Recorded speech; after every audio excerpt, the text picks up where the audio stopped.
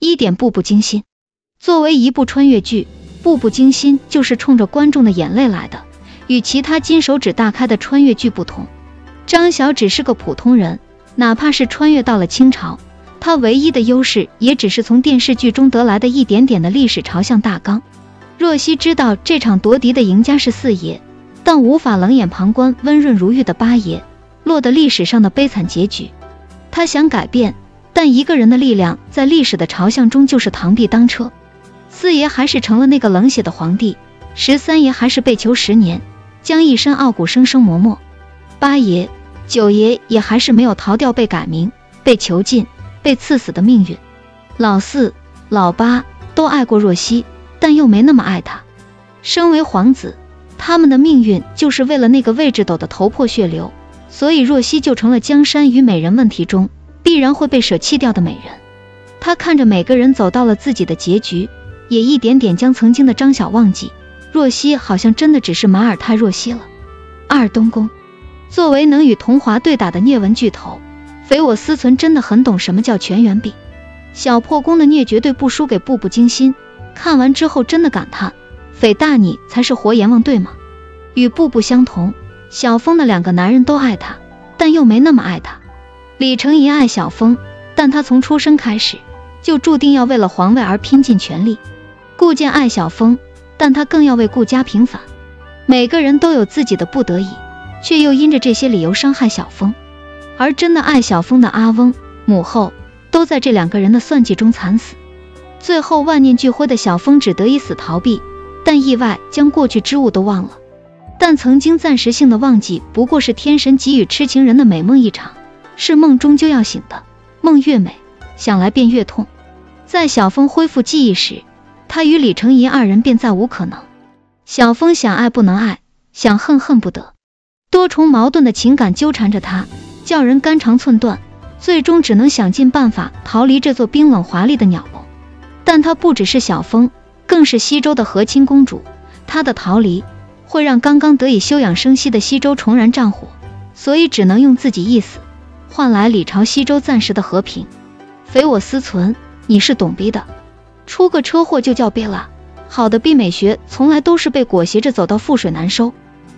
周生如故，周生如故的逼绝对是被历史裹挟着的逼。他们之间没有那么多的误会、意外、挫折，但就是注定走不到一起。2人的相遇就像是上天给予的一场美梦，一个是崔家女崔时宜，一个是战功赫赫的小南陈王周生辰，2人结为师徒。周生辰会将捷报分享给时宜，时宜也会为了师父开口说话。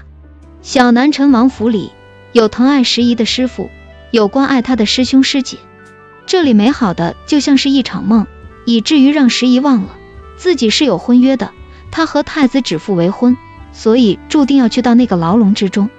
而周生辰当初为了让皇室放心，也舍弃了王姓，自愿此生无妻无子，并且他的战功既是他的荣耀，也是刺向他的利剑，君王之他，又岂容他人酣睡？所以哪怕周生辰赤胆忠心，死也是他注定的结局。南萧之行是2人痛彻心扉前最后的欢愉，他们对彼此的心意了然于胸，但说不出口，也不能说，最后只能一同走向那个命定的结局。仙剑奇侠传3，究竟得多铁石心肠才能看龙葵训剑，茂茂割肉才能不哭啊？仙剑3绝对是一部很好的群像剧，每个人都有每个人的故事，每个人都有每个人的不得已。本来贪生怕死的小伙计景天，却用自己的命换来了天下人重生。贪吃的茂茂，却为了让其他人吃饱，割了自己的肉。见风使舵的比平，却为了传递消息落得粉身碎骨的下场。徐长卿和子轩纠缠3世，但终究只能装作相忘江湖，一个不想忘，一个不敢忘，最终一起淋了同一场长雪，也算是共白头了。而龙葵2次训剑，都是为了让哥哥可以歼灭敌军。他曾经自私过，想要独占哥哥，但又是无私的，为了天下可以忍受烈火的灼烧。全剧似乎只有雪见最幸福，可以和景天有情人终成眷属，但景天注定无法陪他走很远。西瑶等了飞鹏1000年，才换得雪见景天短暂的甜蜜。这样的结局真的算得上好吗？挚友、爱人都不在了，最终只能留他一个人孤孤单单的在世间游荡。仙剑3，你别太懂，全员毙了呀！在这个宫里，又有谁是赢家呢？5甄嬛传。甄嬛传绝对是披着大女主爽剧的全员毙虐剧，看似是人生赢家的甄嬛，却在最后失去了所有。她爱过皇上，但皇上当时只把她当替身；她爱过果郡王，但果郡王又因她而死。也许当年进宫前轩轩许下的愿得一心人，终究是痴人说梦。而甄嬛的友人呢？梅姐姐难产而死，玲珑自尽身亡，就连陪伴多年的妹妹浣碧也殉情而死。她的孩子胧月和亲，鸿雁出世，唯一可以陪着她的灵犀也迟早要出嫁。因此这深宫之中，真的就只有孤孤单单的她一个人了。她与宜修、世兰斗了一辈子，但他们又何尝不是可怜人？一个永远被困在庶出的心魔之中，痛苦又无助的活了一生；一个又被爱欺骗，成了黄泉下的累累白骨。四大爷曾说过，这紫禁城的风水养人，必不会叫你玉简香消，但紫禁城的风水是真的咬人啊，连他自己都是其中的受害者。哪怕成了95之尊，他也始终奢望着母亲父亲的爱，也许年少不可得之物，终究会困其一生。6如懿传。与甄嬛传相同，如懿传的悲哀也从来不是如懿一个人的。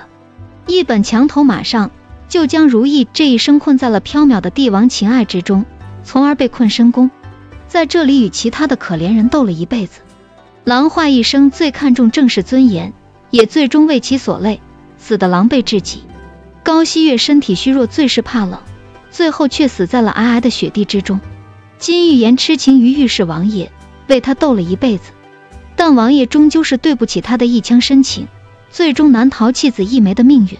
苏绿云这一生给扎龙生下了2子1女，但终究抵不过一枚珠花的威力，死在了疑心之中。就连看似成了最大赢家的魏嬿婉，也不过是紫禁城中的孤魂。她这一生也算得上是大女主，从宫女到皇贵妃，生育下大皇帝，但她也失去了心意相通的凌云彻，失去了当初那个单纯的自己。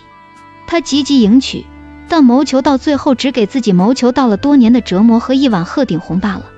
最后就是如懿自己了，她此生所求是一生一次心动，但扎龙作为皇上，终究是做不到只爱一人，所以如懿也渐渐的与曾经的少年郎渐行渐远，活得凄苦困顿，最终看开了这一生的折磨，长眠于月下。